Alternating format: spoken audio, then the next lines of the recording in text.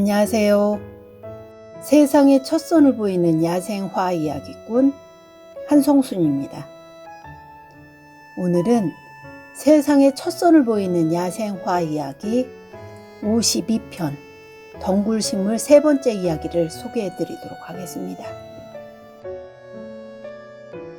오늘은 덩굴식물 중 덩굴장미, 호박덩굴, 돼지 호박덩굴, 콩짝의 덩굴, 포도덩굴, 수세미 오이덩굴, 오이덩굴, 풍선덩굴을 소개해 드리도록 하겠습니다.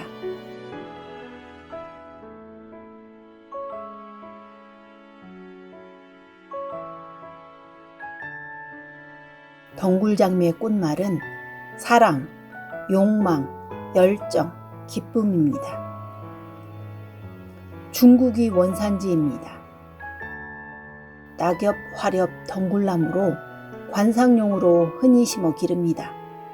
줄기는 길이 5m에 달하고 전체에 밑을 향하는 가시가 드문드문 있습니다. 꽃은 겹꽃으로 6월에서 7월에 흔히 붉은색으로 피는데 품종에 따라 색이 다양합니다.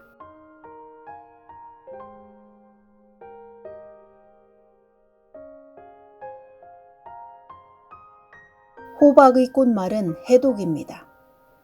호박은 덩굴성 한해살익 풀입니다. 꽃은 6월부터 서리가 내릴 때까지 계속 피고 황색이며 겨드랑이에 한 개씩 달립니다.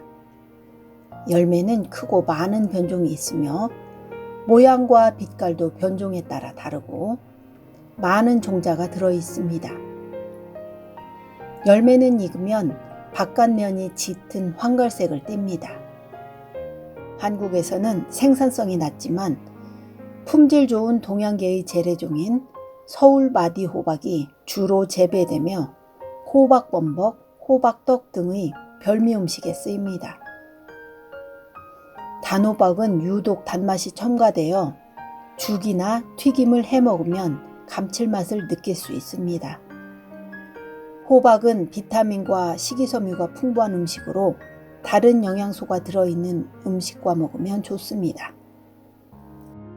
특히 달걀과 함께 먹으면 달걀의 칼슘이 호박의 식이섬유와 만나 신경을 활성화시켜 긴장이 완화되는 효과를 볼 수 있습니다.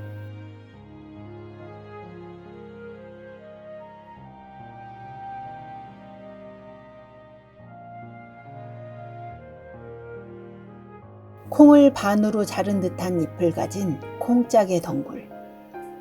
콩짝의 덩굴은 잎의 모양이 콩을 반쪽으로 쪼갠 모양을 하고 있어서 붙여진 이름입니다. 이름이 소박하지만 거울을 닮았다고 해서 거울초, 동전을 닮았다고 해서 지전초, 바람이 불어도 떨어지지 않는다고 해서 풍부동, 황금으로 만든 갑옷과 같다고 해서 금지갑 등으로도 불리는 등 특이한 이름도 많습니다. 제주도를 비롯한 남부지방과 섬지역 등지에서 자라는 상록성 여러 해 사리풀로 특히 난대성 양치류에 속하는 식물입니다. 근경이나 포자로 번식합니다. 공중 습도가 높거나 주변 습도가 높은 곳의 바위나 나무에 붙어 자랍니다.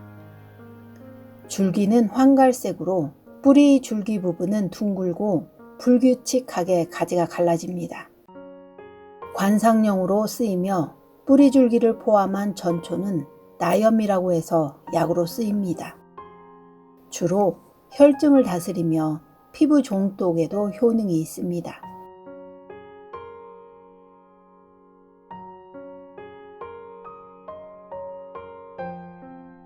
꽃말은 기쁨, 박애, 자선입니다.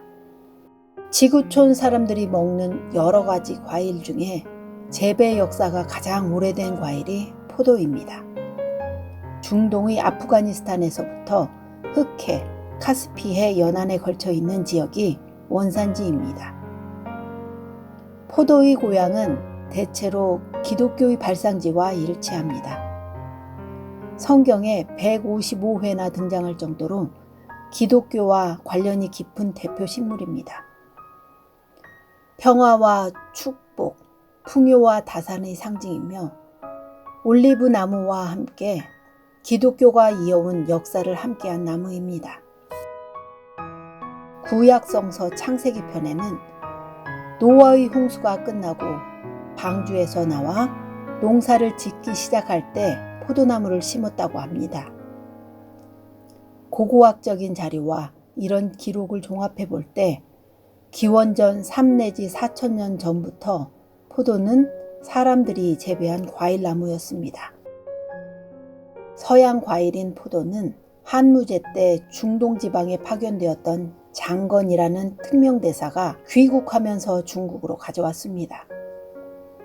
중국 땅에 널리 퍼져나간 포도는 삼국시대에 우리나라에 들어온 것으로 추정되지만 우리의 문헌 기록에 처음 등장한 것은 고려 말입니다. 동국 이삼국집과 목은집 및 사가집에 여러 번 포도를 읊조린 시가 나옵니다. 정황으로 보아 포도를 널리 심고 가꾸기 시작한 것은 고려 말과 조선 초로 짐작됩니다. 포도주는 고려 충렬왕 11년에 원나라의 원제가 보내준 것이 처음입니다. 포도는 약으로 쓰기도 했습니다. 동의보감에는 포도의 효능을 습기로 뼈마디가 쑤시는 병과 임지를 치료하고 오줌이 잘 나오게 한다. 기를 돕고 의지를 강하게 하며 살이 찌게 하고 건강하게 한다 라고 했으며 또 포도나무 뿌리는 달여 마시면 구역질과 딸꾹질이 멎는다. 그리고 임신한 후 태기가 명치를 치밀 때 마시면 곧 내려간다고 하였습니다. 한국에서는 통일신라 기와에서 발견되는 포도당 초문, 고려시대 청자와 구리거울에 새겨진 포도 문양 등으로 미루어 포도라는 이름은 이미 널리 알려져 있었던 것으로 보입니다. 사람의 손을 거쳐 개량된 포도의 품종은 1만 종이 넘으며 지금도 재배하고 있는 품종이 약 1천여 종에 이릅니다. 대부분 검정 보라색으로 익으며 표면에 하얀 가루가 묻어 있습니다. 이것은 농약이 아니고 과분으로 포도 껍질의 일부분입니다. 포도주를 만들 때 발효를 도와주는 효모의 서식처 역할을 합니다. 과분이 있기 때문에 포도는 혼자서도 술이 됩니다. 현대적인 품종의 재배는 19세기 말 20세기 초 프랑스 외방선교회 소속 선교사가 포도주를 만들 목적으로 포도나무 묘목을 중국에서 들여와 서울 용산 지역에 심었던 것에서 비롯되었다고 알려져 있습니다. 이후에 경기도 안성, 수원과 뚝섬에 유럽종과 미국종 포도나무를 도입하여 본격적으로 재배한 것이 포도농업의 시작이라고 합니다. 지금은 전국 여러 지역에서 널리 재배되고 있습니다.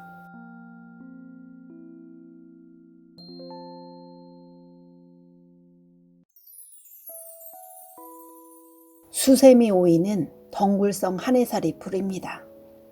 꽃은 8월에서 9월에 피며 황색이고 웅화선은 총상이며 암꽃은 한 개씩 달리고 꽃뿌리는 지름 5 내지 10cm로서 5개로 갈라지며 꽃밥은 떨어져 있고 씨방은 삼실이며 암술대는 2 내지 3개로 갈라집니다.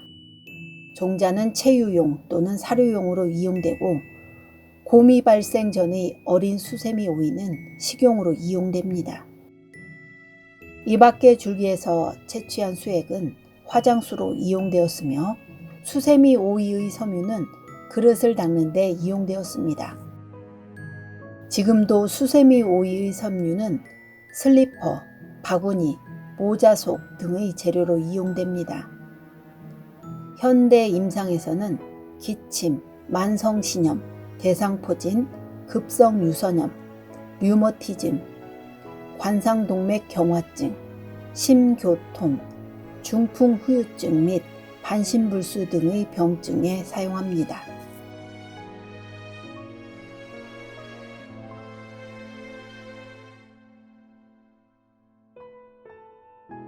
오이는 아시아 서부에서 적어도 3,000년 동안 재배해 왔으며 1494년 콜럼버스에 의해 신대륙에 전래되었습니다.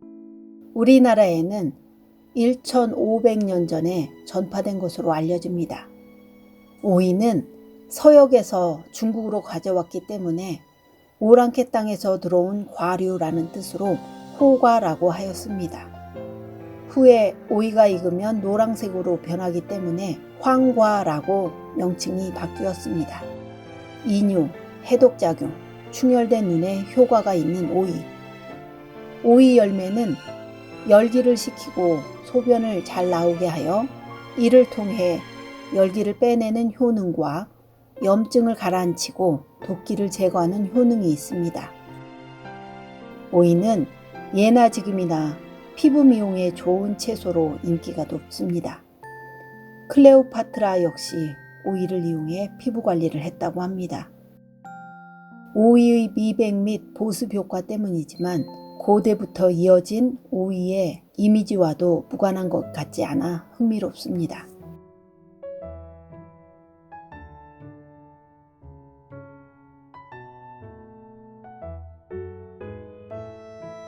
풍선덩굴의 꽃말은 어린 시절의 추억, 당신과 날아가고파입니다. 열매가 맺힌 모양이 마치 풍선과 같다고 하여 풍선덩굴이라는 이름이 붙었습니다. 아메리카 대륙의 아열대, 열대지역과 아시아가 원산지입니다. 사실상 단연초이지만 한국에서는 겨울을 버티지 못하고 죽기 때문에 1년초로 취급하는 경우도 있습니다. 꽃은 늦여름에서 초가을 사이인 8월에서 9월에 흰색으로 피고 열매는 가을에서 한가을 사이에 익습니다. 열매는 마치 꽈리처럼 생겼습니다. 열매 속의 각 실에는 검은 씨가 한 개씩 들어있는데 씨의 한쪽에 심장 모양의 흰 무늬가 있습니다. 주로 신장 질환을 다스리며 여러 가지 종독의 효능이 있습니다. 오늘은 세상에 첫눈을 보이는 야생화 이야기 52편 덩굴식물 세 번째 이야기를 소개해 드렸습니다. 감사합니다.